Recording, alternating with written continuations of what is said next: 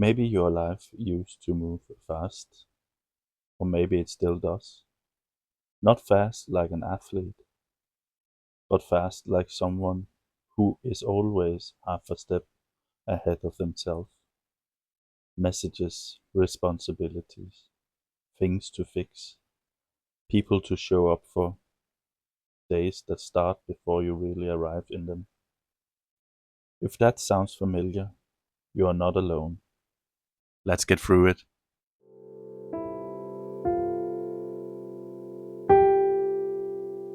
My life used to move like that too. There was work, a demanding job, responsibilities, deadlines, decisions that followed me home. There was commuting, trains, roads, days that started before I arrived anywhere. At home there were small children, a new house, a new family, life being built. On top of an already full day, my role felt clear: career man, provider, the father in the perfect family. There was always something to fix, something to arrange, something that needed me to hold it together, including the facade. And yes, the signals were there. The signals were there. Chronic headaches, exhaustion, that heavy, bossing tiredness I couldn't quite shake. But I told myself it was normal. New house, new job, little kids who didn't sleep enough. This is just a phase, I thought. I just need to push through. And then the body finally said no. Transplant, 3 months in a hospital, machines, routines, numbers on a screen. They called it a success, and in many ways it was. But success in a hospital is not the same as having a life outside of it. When I was discharged, the world was exactly where I left it, but I wasn't. I remember walking through town and realizing everyone was moving so much faster than I could follow. People walked with purpose. They talked quickly. They carried bags, plans, small dramas of the day. They wore their facades like well-tailored coats. I didn't have the energy for a facade anymore. I sat down on a bench and watched, and it felt like the whole world was running and fast forward while I was stuck on pause. At home, life was supposed to be normal again. There were medications to take, appointments to keep, and forms to fill out. There were dishes, laundry, conversation I didn't have the strength to finish. I tried to step back into an ordinary day, but I find myself postponing things, avoiding calls, quietly withdrawing from emotional and social demands I simply couldn't meet. The hardest expectations were my own at first, the image of the man I still thought I should be: strong, capable, back on his feet. Then came the expectation I imagined in others, friends, extended family, not because they were cruel, but because they were still living in a world where effort equals outcome. In the system, healthcare, social services, I often heard, "You're doing so well for someone who should have been bedridden." And in a way, they were right. On paper, I was a success story. But inside, I felt like someone who had missed the train that would never come back. Everyone else seems to be moving on, and I was still on that bench, watching the world rush past me in fast forward. On the outside, it looked like I was doing well. I was home, I could walk, could make it through a day without collapsing. On paper, I was one of the lucky ones. Inside, it was a very different story. Guilt and shame didn't arrive as big words. They arrived as a feeling: I am not enough.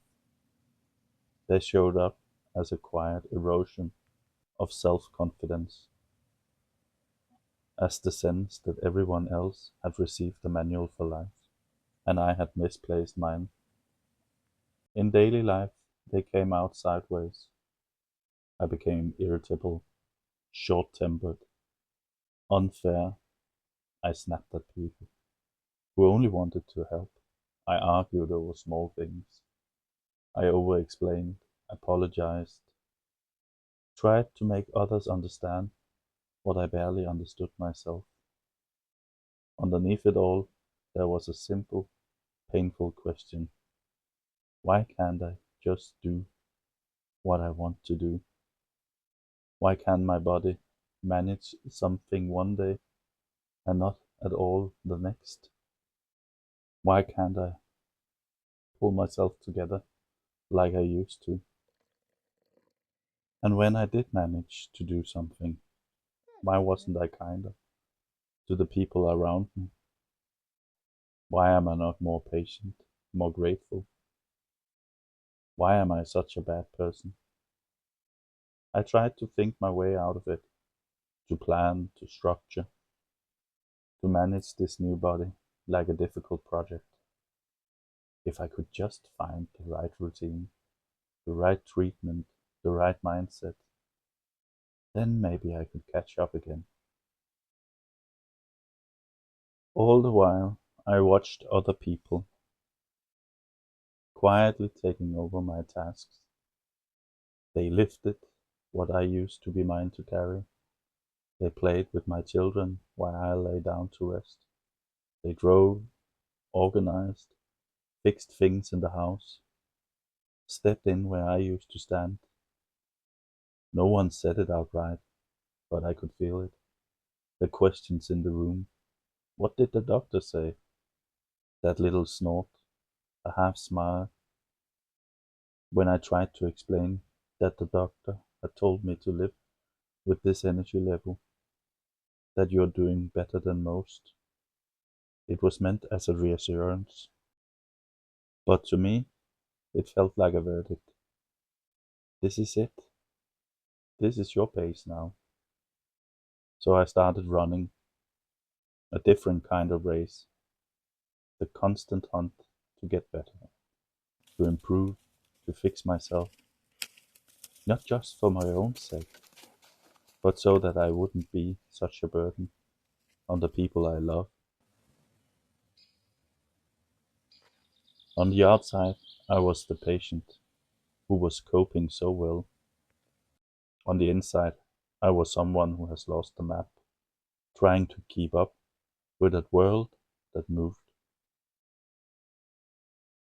and would not slow down, and a heart that whispered, you can't keep doing this to yourself. There came a point where pushing through just stopped working. My body wouldn't move faster. My brain wouldn't keep up. The world kept running, and I couldn't.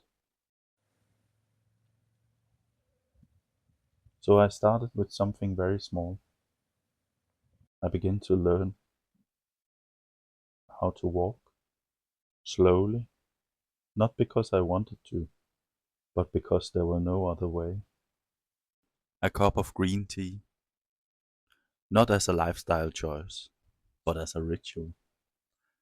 Boiling the water, feeling the warmth in my hands, letting myself actually taste it, instead of drinking on the way to something else.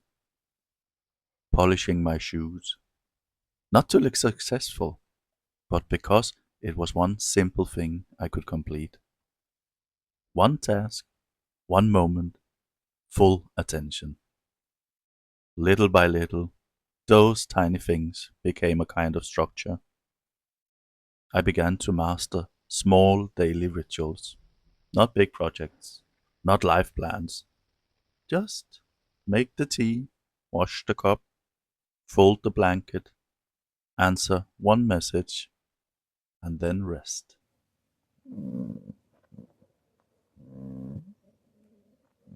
A fragile rhythm grew out of that, almost invincible from the outside. But inside, it was the beginning of a new life. The old pattern was still there, of course. Walk fast, do more, keep up, match everyone else's speed. The voices never disappeared. They still whispered, "You're too slow. You should be further by now." But I started answering it with one slow thing at a time. I don't have to move like anyone else. I don't have to live in their tempo. One slow thing, one small task. And over time, that one little thing became many. Today, my days look different. They're quieter, more in my own tempo. There's a little more ikigai, a sense of this matters in the way I move through the day. Not rushing, not forcing. Taking times to do the things I actually can do instead of chasing the ones I can't. A small handful at a time, again and again. And when you look back after months, after years, that handful of stones has become a mountain you have quietly moved.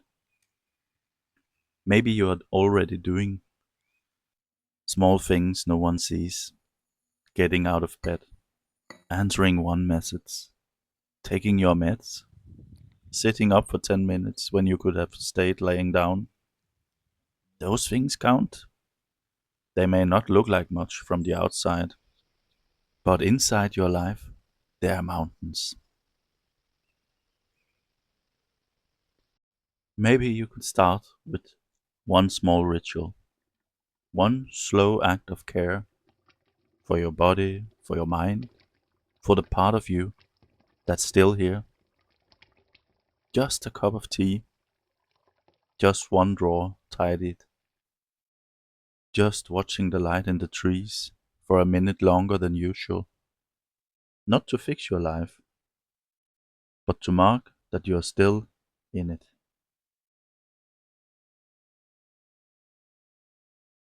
Maybe that's where you are too. Not ready for big change, not able to run, but maybe you could start with one small ritual, one slow act of care for your body, for your mind, for the part of you that's still here. Just one cup of tea, just one drawer tidied, just watching the light in the trees for a minute longer than usual. Not to fix your life, but to mark that you are still in it. I talked a lot about myself here, but maybe, as you've been listening, there are moments where something in your thoughts told you, that's me, that's my pace, that's my bench in the town. Maybe your world also kept moving while you couldn't. Maybe you have sat in the room and watched other people carry what used to be your part. Maybe you've been hard on yourself for not keeping up. If that's you, I want to say this as clearly as I can. There is nothing wrong with your tempo. The fact that you can't move like the world expects you to does not mean you failed. It means your body, your nervous system, your whole being is telling the truth about what it has been through, and that truth is not a moral flaw.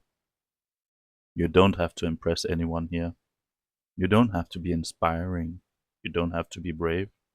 It's enough that you're still here. If you'd like, we can stay here together for a moment. You don't have to do anything special. You don't have to change position. You don't have to close your eyes. Just noticing where your body is right now. Maybe you're in a chair, on a sofa, in bed, on a bus or a train. Just feel the weight of your body where it meets, where it's holding you, a cushion, a mattress, the seat beneath you. You don't have to sit well. You don't have to correct anything. Just let yourself be held for a few breaths. Let the breaths come and go the way it already does. No deep breathing, no fixing, just one breath and one breath out. If your mind runs off somewhere else, that's okay. You don't have to stop it. You can simply notice, ah, my mind went there, and then gently return to the simple feeling of being here. The weight of your body, the support underneath you, the quiet fact that you exist in this moment.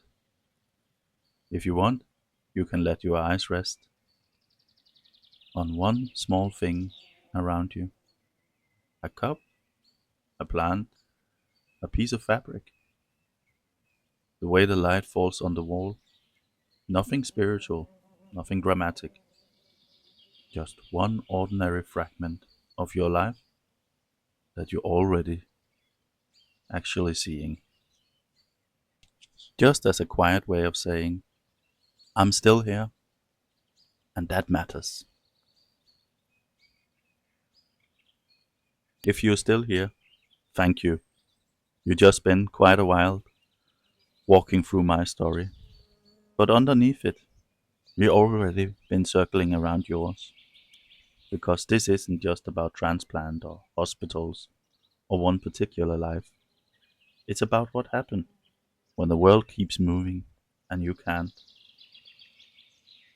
It's okay, the quiet work of rebuilding a life at a temple no one else sees.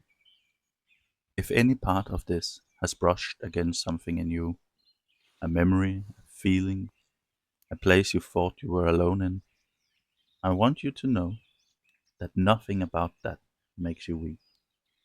Living more slowly in a world that only praises speed is its own kind of courage. Not the kind that gets applause, not the kind that ends up in headlines. A quieter courage, the kind it takes to keep getting up on days when your body won't cooperate. The kind it takes to be kind to others when you're disappointed in yourself. The kind it takes to stay inside a life that didn't go the way you planned. That's the courage I'm interested in. That's who this channel is for. Not the people who are winning at life, but the ones who are still here, even when it doesn't feel like winning. You're welcome to come back if you like. You don't have to follow the journey or do the work or turn this into a project. You can just let these videos be a place you visit when you need a reminder that your place is not a mistake. I'll keep making them as long as I'm able. Thank you for sharing this time with me. I'll see you again in another video. Until then, be gentle with yourself and stay close to your own pace. Stay in the quiet.